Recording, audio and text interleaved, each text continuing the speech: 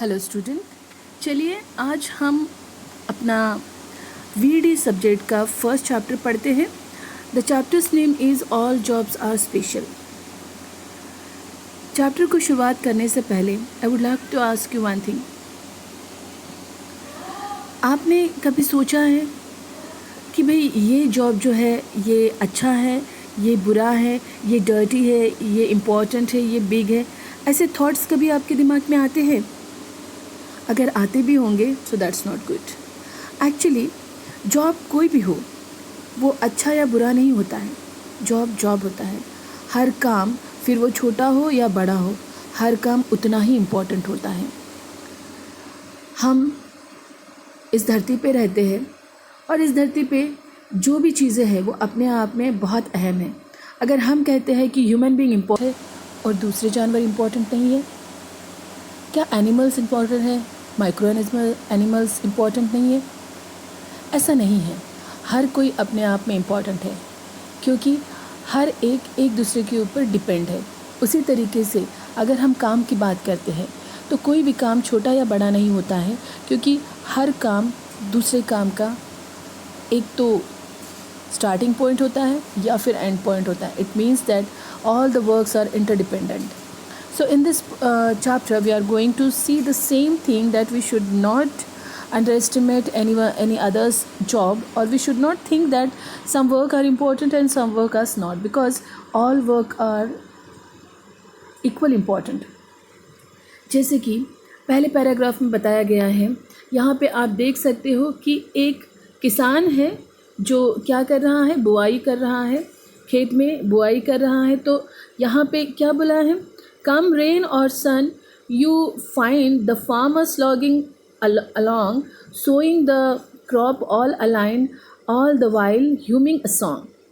यहाँ पे बोला गया है कि भाई सूरज हो, तपता हुआ सूरज हो या बरसात का सीज़न हो, ये जो फार्मर्स होते हैं वो क्या करते हैं, ये जो कमर तोड़ मेहनत वाला जो काम है वो हंसते हंसते हमेशा गाना गुनगुनाते हुए करते हैं और विदाउट एनी कंप्लेंट वो ये काम करते रहते हैं। आप देख रहे हो एक लाइन में वो क्या कर रहे हैं, अनाज की बुआई कर रहे हैं। मतलब खेत में जो छोटे छोटे पौधे हैं उनकी क्या कर रहे हैं, बुआई कर रहे हैं।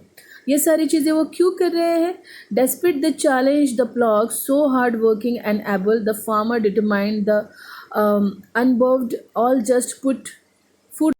बारिश में बिना रुके चिलचिलाती हुई धूप में ये जो फार्मर्स होते हैं वो अपने फार्म में काम करते रहते हैं, खेत को जोतते रहते हैं, ये और बिना रुके अपना काम करते रहते हैं। ये सारा डिटर्मिनेशन, ये सारा हार्डवर्क के सामने तो हमने उनको क्या करना चाहिए, हमने उनके काम को सलाम करना चाहिए। ये सारा काम वो क्यों करते हैं? Just to put a food on our table. हम सबको खाना मिले इसलिए ये सारा काम वो करते हैं। तो हमने उनको क्या करना चाहिए, we have to respect his work, we should not think that work is not important. Okay, second, इसमें आप यहाँ पे देख सकते हो एक लड़की है जो कस्टमर को कपड़े दिखा रही है. ये हम सभी को एक्सपीरियंस आता है कि हम जब भी शॉप में जाते हैं तो वहाँ पे सेल्स गर्ल या सेल्स बॉय रहते हैं जो हमें मदद करते हैं और हमें जो चीज़ें चाहिए होती है वो हमें दिखाते हैं. आपने कभी सोचा है कि वो लोग कितना हार्डवर्क करते हैं?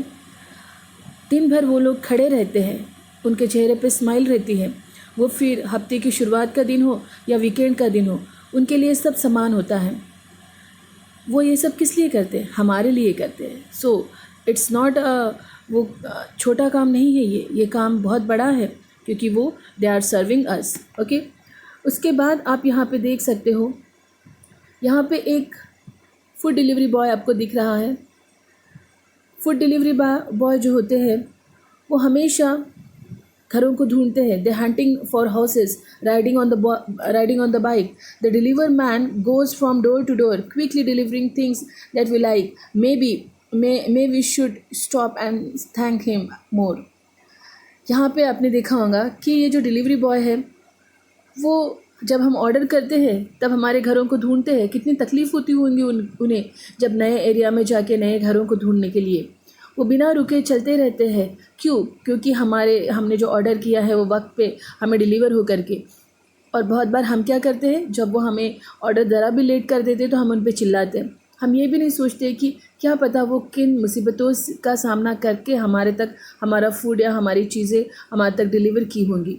ओके, सो आपको नहीं लगता कि ये बहुत हार्ड वर्क है और we have to respect that work and we have to stop a while and say thank you to them? Yes, we have to thank them because they are serving us, they are giving their service to us. Okay, उसके बाद यहाँ पे आपको कुली दिख रहा है। हम जब भी रेलवे स्टेशन पे जाते हैं वहाँ पे हमें हमेशा कुलियों की भीड़ दिखाई देती है। वो हमारे मदद के लिए हमेशा तत्पर रहते हैं। हम जब अपना बोझ उठा नहीं पाते हैं, इतना सारा लगेज रहता है, उस लगेज को उठाने के लिए वो हमेशा तत्पर रहते हैं। सोचो अगर कुली नहीं होते तो क्या होता, isn't it? कितना मुश्किल होता हमारे ट्रेन तक या हमारे डेस्टिनी तक हमारा सामान पहुंचाना। सो कुली अपने आप में बहुत इम्पोर्टेंट है। हम ये नहीं बोल सकते कि उनका काम कम दर्जे का है, उनका काम अपने आप में बहुत इम्पोर्टेंट है। ओके, चलिए नेक्स्ट देखते हैं। यहाँ पे आपको क्रिकेटर देख रहा है। Always from his family for months on end the cricketers travel through the year every holiday away from homes to spend a special well done to you सब। देखिए, क्रिकेटर्स की लाइफ हमें लगती है कि बहुत आसान, लेकिन वो उतनी आसान होती नहीं है। देखिए, फैमिली से ज़्यादा दिनों तक दूर रहना किसी को भी पसंद नहीं आता, लेकिन क्रिकेटर्स अपने देश के लिए खेलते हैं और उसके लिए हमेशा ट्रैवल करते रहते हैं। फिर वो छुट्टी हो या कुछ भी हो, उनको कोई छुट्टी नहीं होती। उन्हें हार्ड प्रैक्टिस करनी ही पड़ती है। उन्हें गेम इम्प्रूव करने के लिए पिच पे जाना ही पड़ता है, नेट प्रैक्टिस करनी ही पड़ती है। And they do this with whole heart. Okay, और इस चीज़ के लिए हमें उन्हें वेल डन कहना ही चाहिए। ओके, इसके बाद यहाँ पे एक स्वीपर आपको दिख रहे हैं, ठीक है। Making her way though the dirty and dust, the sweeper keeps on cleaning. To keep things spotless is a must. Despite the mess, she is always grinning. Okay, यहाँ पे आपने देखा होगा कि स्वीपर्स जो होते हैं वो हमेशा काम में जुटे रहते हैं ताकि हमारा जो एरिया है, हमारा जो सराउंडिंग है, हमारे जो स्ट्रीट्स है वो क्या दिखे, साफ़ सुथरे दिखे। और उनके चेहरे पे फिर भी एक मुस्कुराहट होती है और वो अपना काम करते हैं। और अगर सोचो, अगर वो लोग ये काम नहीं करे तो कौन करेगा, और कैसा होगा हमारा सराउंडिंग। वो कर रहे हैं, इसीलिए हम हमारा आजू बाजू का जो एरिया है उसे साफ़ सुथरा देख पा रहे हैं। इसका मतलब वो कितना महान काम कर रहे हैं। We have to say thanks to them. Okay, और काम कभी भी कामों को कभी छोटा नहीं समझना। काम होता है, वो उतने ही शिद्दत से करना। बस एक चीज़ याद रखना कि कोई भी काम करो तो उसे एक्सेलेंस के साथ करो, उसे मन लगा के करो, तो काम अपने आप में ग्रेट हो जाता है। ओके, यहाँ पे देखिए, आपको कॉल सेंटर में एक लड़की बैठी हुई दिख रही है। She is on the call centre through the night, away on the always on the phone, the young workers. She has to happy and bright even when those who answered shriker. यहाँ पे दिखाया गया है कि call centre में काम करने वाली जो लड़कियाँ होती है वो हमेशा रात भर काम करती है, बिकॉज उनकी शिफ्ट रात में होती है। Okay, young girls, they are working whole night. Okay, always on the phone and they have to be always happy and bright. सामने वाला भले ही उनके साथ चिढ़ के बात क्यों ना कर रहा हो, लेकिन उन्हें हमेशा खुशी से, मतलब चेहरे पे मुस्कुराहट रख के बात करनी होती है। क्या ये इतना आसान जॉब है? किसी को इतना टॉलरेट करना क्या इतना आसान है? नहीं, बहुत कठिन है। हमारे ऊपर अगर कोई थोड़ी सी आवाज़ भी चढ़ा दे तो हमें गुस्सा आ जाता है। लेकिन बहुत बार ऐसा होता है कि कस्टमर केयर से बात करने वाले जो कस्टमर्स होते हैं बहुत ही रफली बात करते हैं, लेकिन फिर भी कस्टमर केयर के जो भी